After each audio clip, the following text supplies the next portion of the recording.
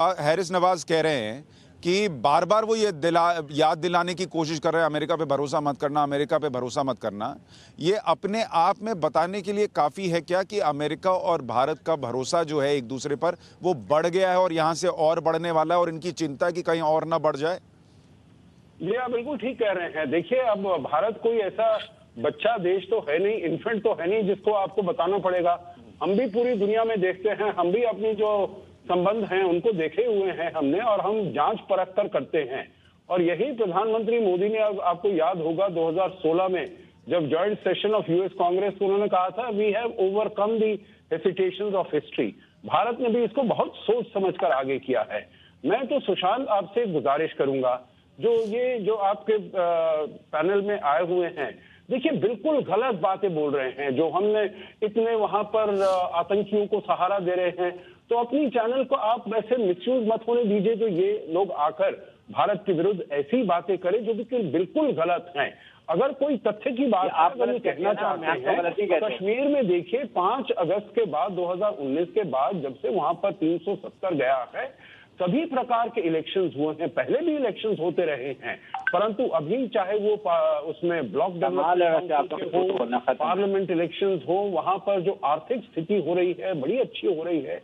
तो ये ऐसी आपकी इतनी इंटरनेशनल उसकी रेपुटेशन है आपकी चैनल की, पूरी दुनिया में देखा जाता है। तो ऐसे लोग अगर आप कहेंगे और ऐसी गलत बातें कहेंगे और बिना, जिसे कहा जाता है ना वो गोबल्स का, if you tell a lie over and over again people will start thinking. आप मेरे ख्याल में मेरे सामने तो आप झूठ बोल रहे हैं। पर सज्जनहार साहब, आप उनसे उम्मीद क्या कर सकते हैं जो यूनाइटेड नेशंस में जाकर और झूठी तस्वीरें दिखा सकते हैं, जो दुनिया में कश्मीर कश्मीर चिल्लाएं लेकिन उइगर मुसलमानों पर कुछ ना बोले, अपने यहाँ क्या कर रहे हैं कुछ ना बोले, अपने यहाँ की माइनॉरिटीज पर क्या कर रहे हैं ये ना बोले, उनसे आप उम्मीद क्या कर सकते हैं? वो तो खुद एक्सपोज हो रहे हैं और उनको ये दिख रहा है। हैरिस नवाज साहब, ये छोड़िए। और मैं आपको एक सलाह देता हूं हैरिस नवाज साहब, आप जो कह रहे हैं ना कि डोंट ट्रस्ट अमेरिका, वो America is not a good friend, मैं आपको बता रहा हूं यही चीज चीन के लिए कर लीजिए। अभी समझ जाइए, सुधर जाइए। और ये जो कह रहे हैं देखो सुशाई करें, मेरे ख्याल में मुझे कोई शौक नहीं है कि अगर आप लोग, बेशक बात है कि one should talk very straight, आप लोग कश्मीर में। हैरिस नवाज साहब, मैं आपसे दूसरी चीज कह रहा हूं। हैरिस नवाज साहब, मैं आपको एक सलाह दे रहा हूं, आपके मुल्क को एक सलाह दे रहा हूं। जो आप कह रहे हैं कि अमेरिका पे विश्वास मत करो, धोखा देगा, आपको बता रहा हूं आप चीन पे मत कीजिए, आपको बहुत इससे डबल धोखा देगा। जो आप धोखे की कैटेगरी बना रहे हैं, जो आपको अमेरिका से मिली इतने डॉलर लेने के बाद, वो उसका डबल देगा। 1948 से हमारे साथ है, उसने आज तक कभी तो अमेरिका को धोखा दिया है। और अभी नए ब्लॉक पाकिस्तान ने ब्लॉक बन रहे हैं। It is Russia, Pakistan, China, central Asia, Iran, Turkey. ये एक स्ट्रॉन्ग ब्लॉक है। We will remain engage with America, but we are going to be strong in our neighbourhood, in our region. आप लोग reason में आए, आप लोग रीजन से बाहर मत जाइए। ये मैं आपको बताना चाह रहा हूँ। China is a war testing friend. China, हमने जो अमेरिका के तालिबान को हमने बिठाया, तालिबान को हमने बिठाया, तालिबान के साथ हमने आपसे आप बात कर रहे हैं। देखो, ये एक बात समझनी पड़ेगी कि ये वो बात बता रहे हैं क्योंकि पाकिस्तान ने अमेरिका को भी धोखा दिया, वहां से $33 बिलियन पैसे लेता रहा और जो सारा का सारा पैसा ये तालिबान को देता रहा। और तालिबान को एक सेंचुरी दी इन्होंने, और अलकायदा को भी वहां से ओस्मा बिन लादेन कहाँ मिला? अबोटाबाद में। तो पाकिस्तान एक डबल गेम खेलता है और इसने डबल क्रॉस। और आज भी ये बताना है कि पाकिस्तान में कोई सोल्यूशन नहीं है अफगानिस्तान में। It is a part of problem, part of solution. क्या आप समझ में आ रहे? ये जो पाकिस्तान डबल गेम खेल रहा है वो पूरे वर्ल्ड को पता लगता है। और आप जो कोशिश करेगा चीन के साथ, चीन आपको लपेटे में ले लेगा। $126 बिलियन का, और कहाँ आप रूस के बारे में बात करें?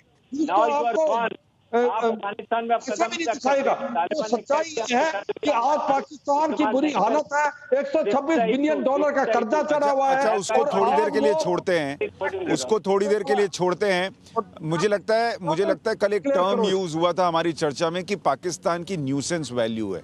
तो उस वैल्यू को देखते हुए इस चर्चा में उतना फोकस उस पे ना करके अब अंत में थोड़ा सज्जनार साहब, चीन का मसला कितना यहाँ डिस्कस होगा और दोनों देशों की रणनीति चीन को लेकर क्या हो सकती है, क्योंकि क्वाड में भी आज बातचीत होगी और बायलैटरल बातचीत भी है। तो पाकिस्तान को अगर थोड़ी देर छोड़ें, चीन के लिहाज से ये मुलाकात कितनी अहम है और क्या चर्चा भारतीय प्रधानमंत्री को करनी चाहिए, मुद्दे उठाने चाहिए? देखिए सुशांत, बहुत ही अहम होगी ये मुलाकात, क्योंकि जो बाइडेन ने भी कहा है, जो यहाँ से अफगानिस्तान से निकले हैं, तो उनका इसके मतलब ये है जो पूरा अपनी एनर्जी और एफर्ट जो है वो वहां पर इंडो पैसिफिक और क्वाड पर देना चाहते हैं। इसीलिए आपने देखा होगा, देखिए सुशांत, आप बहुत अच्छी तरह ये सभी कुछ कवर करते हैं, परंतु आपने कभी नहीं देखा होगा जो 12 मार्च को एक वर्चुअल समिट होता है एक ऑर्गेनाइजेशन का, और 6 महीने के अंदर अंदर उसका दूसरी मीटिंग हो जाती है, वो समिट हो जाता है फेस टू फेस। इसका मतलब क्या है? इसका एक ही संदेश देना चाहते हैं जो बाइडेन, जो मैं क्वाड के पीछे और इंडो पैसिफिक के पीछे पूरी तरीके से खड़ा हूं। और देखिए, क्वाड का पुनर्जन्म, जैसे हम आपके चैनल पर पहले भी बात करते रहे हैं, क्वाड का पुनर्जन्म इसीलिए हुआ है क्योंकि चीन बहुत ही आक्रामक बन गया है। चाहे साउथ चाइना सी में हो, चाहे जापान के विरुद्ध हो, चाहे ताइवान के विरुद्ध हो, चाहे भारत के विरुद्ध हो, सब जगह उसने अपनी आक्रामकता दिखाई है। और इसीलिए उसको अगर हमें काउंटर करना है, उसको अगर हमें बैलेंस करना है, और साउथ चाइना सी जिसको वो समझता है जो भाई ये चाइनीज लेक बन गया है क्योंकि इसके ऊपर मेरा आधिपत्य होना चाहिए और उसमें अंतर्राष्ट्रीय कानून का कुछ भी तरीके से लागू नहीं होना चाहिए, तो ये नहीं होगा। और इसीलिए चीन सबसे बड़ा मुद्दा, जब हम बात करते हैं free and open inclusive Indo Pacific and rule based international order, तो वो सारा इंडिकेशन जो है वो संकेत चीन की तरफ जाता है, जो आपकी आक्रामकता है इसको कंटेन करने के लिए, इसको बैलेंस करने के लिए ये बनाया गया है। और उसके साथ एक रिएक्शन पूर्णिमा जी से भी। पूर्णिमा जी, चीन के लिहाज से ये मुलाकात कितनी अहम है और क्या मुद्दे होने चाहिए जो उठने चाहिए इस मुलाकात में या क्वाड में? भारत को ये opportunity strategically and importantly encash करना चाहिए। इज इम्पोर्टेंट प्लेयर भारत अभी, और इंडिया को अभी टेररिज्म से फोकस करना चाहिए, बिकॉज कोई भी नेशन आगे बढ़ नहीं सकता without a safe place. India का जो सिचुएशन है वो हमेशा बीइंग पोक्ड बाय पाकिस्तान, 70 साल से ऐसे ही चल रहा है। अब चीन भी उनके साथ है, तो चीन कभी नहीं चाहेगा इंडिया आगे बढ़े। तो इंडिया को आगे बढ़ने के लिए अपना देश का हित रखना चाहिए दिल में, और उसके हिसाब से terrorism should be the top of the list.